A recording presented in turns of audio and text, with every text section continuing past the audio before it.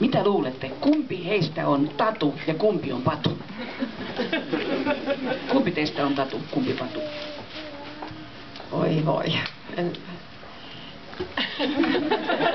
Hän tietää. Ainoa kummatkin.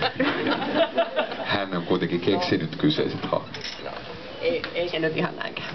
Ei ole niinku mitään tämmöisiä aattereikoja nämä hahmot, että kyllä ne on ihan omat yksilönsä. Selvä.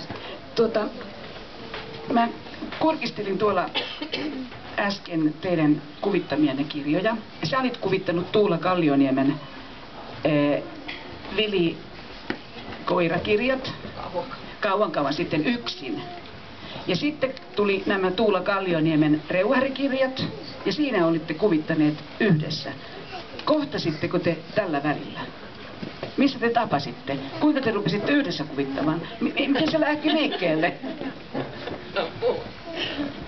Joo, siis me seurusteltiin jo siinä vaiheessa, kun Aino teki näitä Vilikirjoja, että